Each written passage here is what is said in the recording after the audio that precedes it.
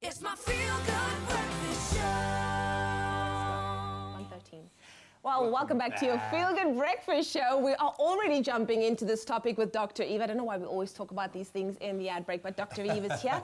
And we're talking about the concept of filtering yourself in front of your kids, of course. The very first thing that Dr. Eve said was it's very, very important to do that, especially nowadays. Well, the reason why we get so engrossed in these conversations because they are vitally important. I think we're all going through these life stages firsthand, and it becomes very self-indulgent because we take everything that we learn here and we apply it to ourselves. But I'm so pleased. But you really have to. When kids are involved, it's this constant evolution. And I remember that moment for me when I was watching something probably completely inappropriate for my little boy to be watching, and then realized he was actually kind of responding and understanding what was on. I was like, okay, well, this GOT's got to go, and but this is the reality. They do pick up on so much more. So when does the filtering need to begin, and how much censoring do we need to apply? Because it's a real world, we're real people.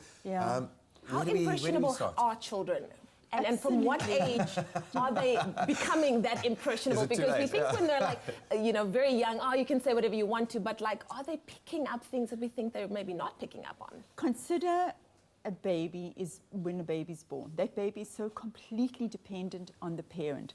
So the baby has almost extra sensory perception to be able to be alert and aware of what's going on around them in order to feel safe, because they're dependent on you for the survival. So their antenna are out 24/7, checking you out, looking at your facial expressions, your eyes, your body movements, and your interaction between each other.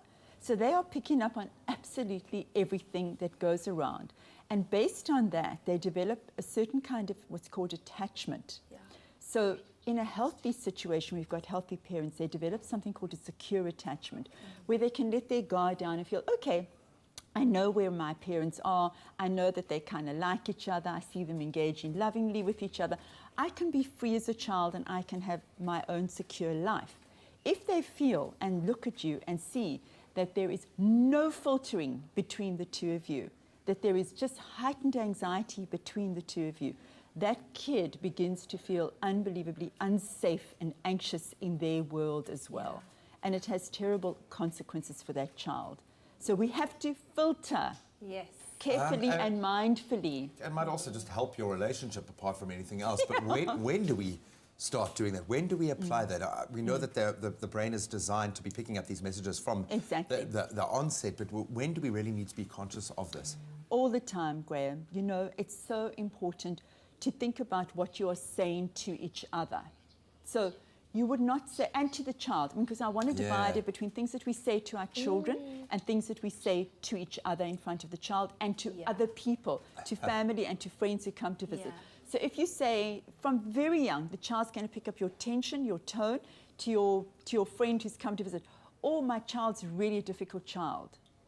That child's going to imbue that, and you say it often enough, that child gets to believe I am a difficult child. If you say to the child, shut up, the child hears from the tone and the language. If they don't kind of understand what that is, they hear from the tone and your body language. They feel that. If they hear, if you say to that child, if you eat that, you're going to get fat, or no, you shouldn't eat that, or you're naughty, that child begins to feel the tone, even if they don't understand the language of it, and they will respond. And what happens is this child doesn't build any self-esteem. So it's so vital.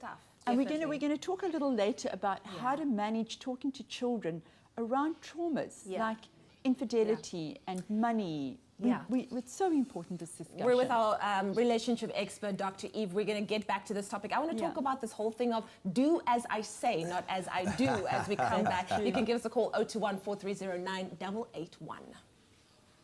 It's my feel-good breakfast show.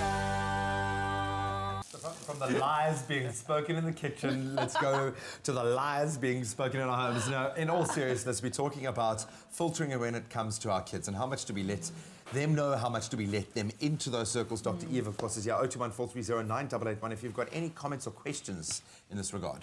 Dr. Eve, this used to happen to me a lot as a child, being sent out of the room at a particular time when friends or family came over, and the conversation became too much of an adult nature. Is that something that parents should be thinking of doing? Is it right to, at a certain point, say to the kids, Please God, because you know we're still listening outside that door, right? I'm not going to get you into my therapy room, but I'm going to ask you, how did it feel for you as a child to be sent out the room?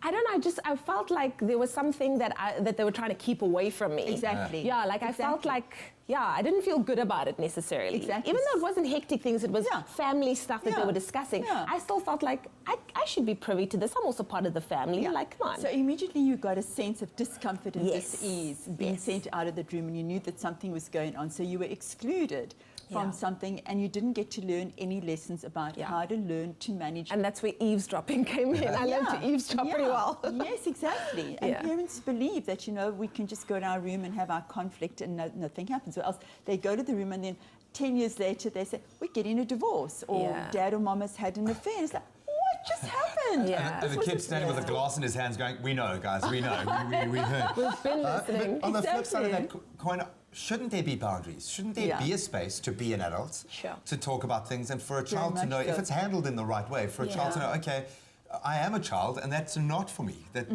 Surely there has to be some kind of... Yeah, there absolutely has to be filtering, because I totally do not believe that parental issues that you're not solving, these perpetual problems that we spoke about last week, should be put and burdened onto the child. The child understands, so there has to be honesty, but with discretion. If you're going to value, and parents should be valuing authenticity, the word that you used just now off air, and honesty and trustworthiness in the child, you want to be able to say to them, Mom and Dad need to talk about something that's important. It is something that really doesn't matter to you, and just be honest. Be honest about it. You don't have to give them the full story. Exactly. So there doesn't have to be the disclosure of full details. It's Mom and Dad, or Mom and Mom, Dad and Dad are struggling with something right now. We want some space to talk. So give us a space. The gloves are about to come off. Get out. Exactly. I want to talk about this. It's not necessarily in the brief, but a lot of what we say in front of our kids is what they learned. Adult terminology, certain prejudices, even swearing. Can we talk about that? 021-4309-881. That is the number to dial. We're talking about filtering in front of your children. It's my feel-good breakfast show. Welcome back to your Feel Good Breakfast Show. It's Expresso here on SABC3. We're talking about the important issues of should you be filtering in front of your child? And I wanted to talk about these things. The fact that our children learn from us. We mustn't say they learn in the outside world. They learn from what's happening in the home.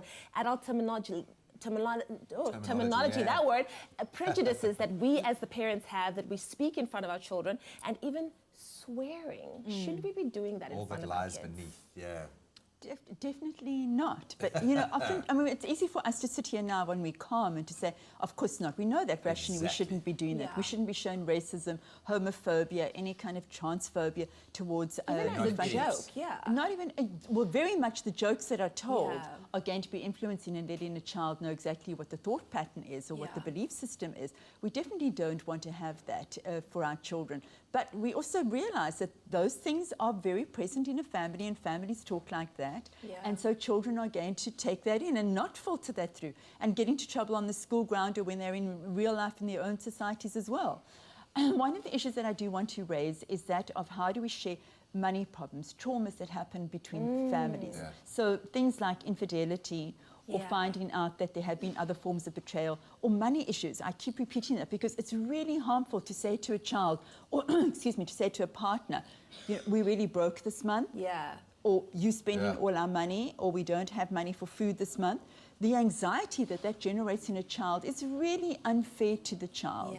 When it comes to something like infidelity, should you be sharing that with your child or not? And for anyone who wants to take this conversation further, please follow me on Instagram, pick up this conversation, follow me on Twitter around this, because it's very controversial. Exactly. We've got a call on the line. Estelle from Bloemfontein. Good morning. What is your question or comment for Dr. Eve? Estelle?